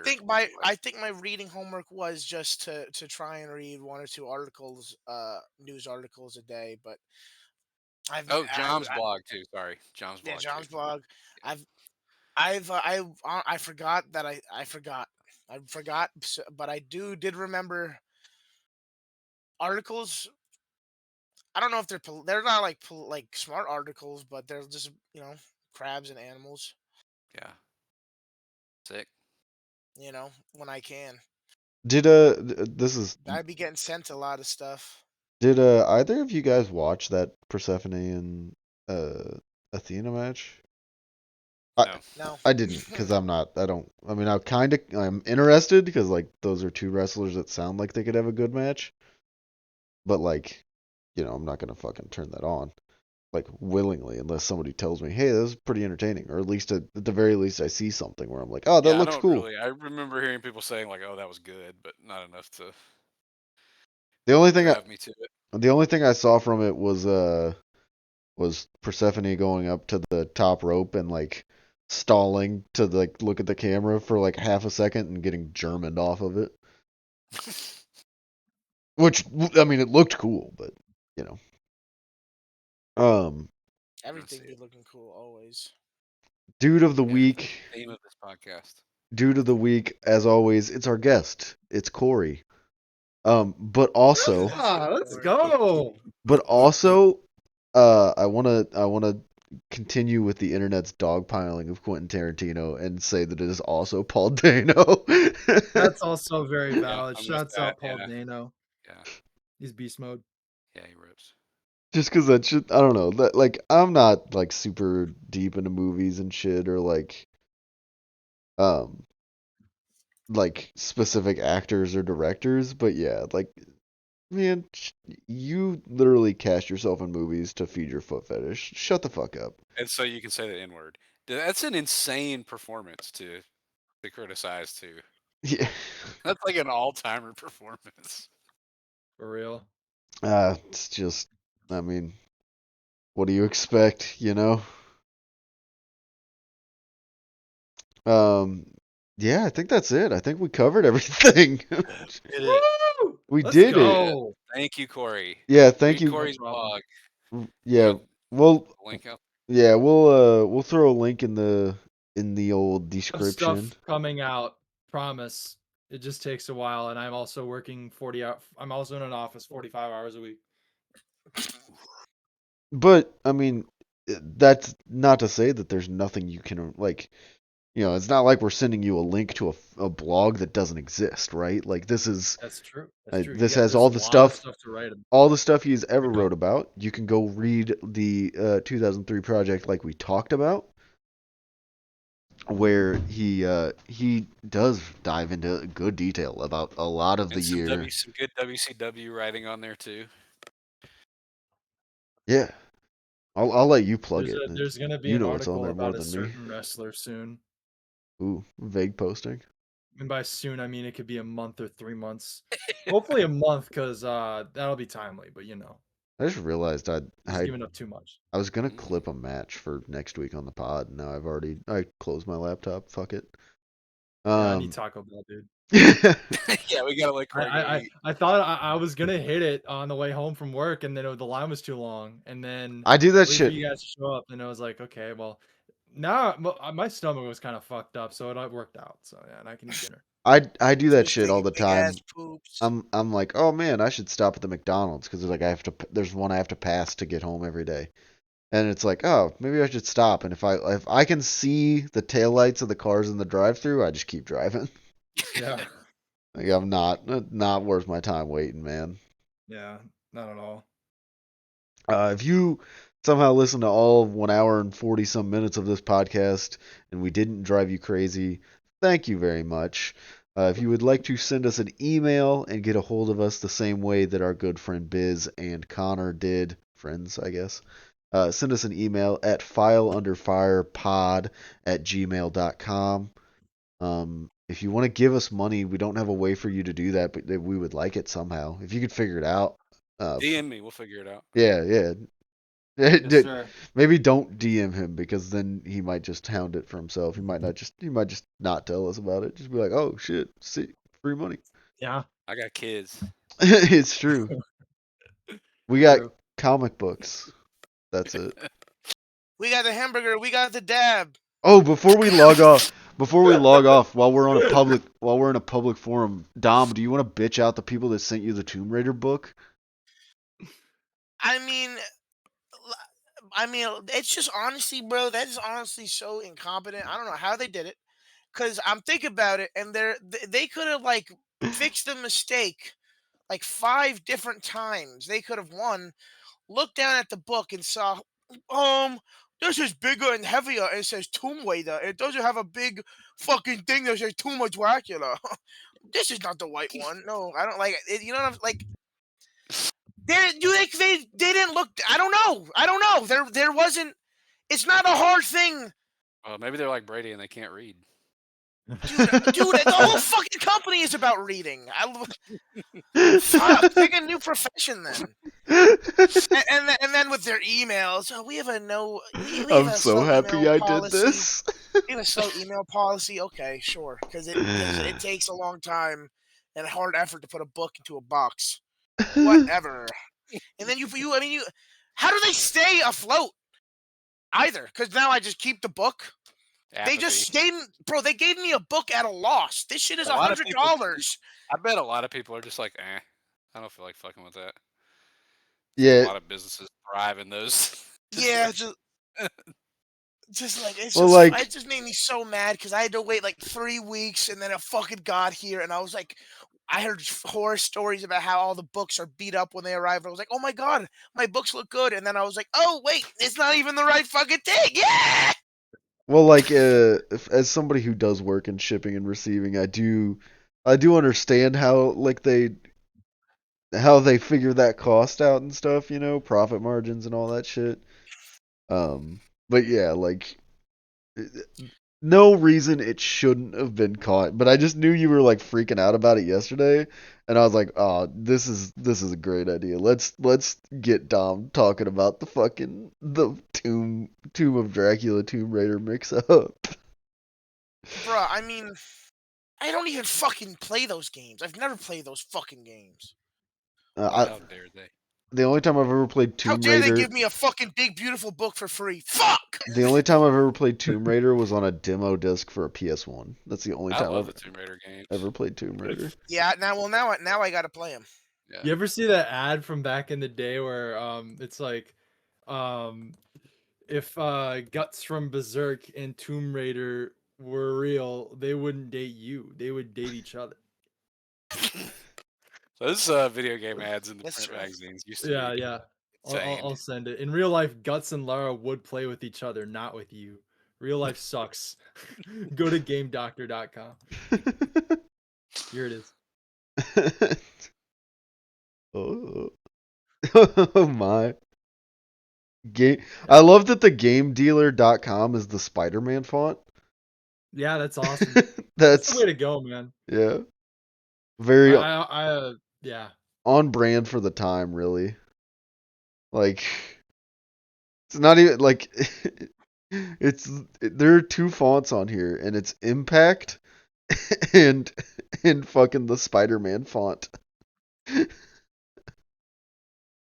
Anyway, yeah, if you listen to us ramble, you listen to this podcast, we appreciate it. Please follow, like, subscribe, whatever platform you're listening on. Throw us comments.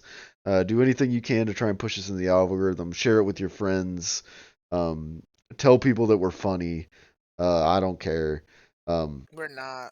I think we're fucking hilarious, man. I don't know. I know I'm hilarious. I think so.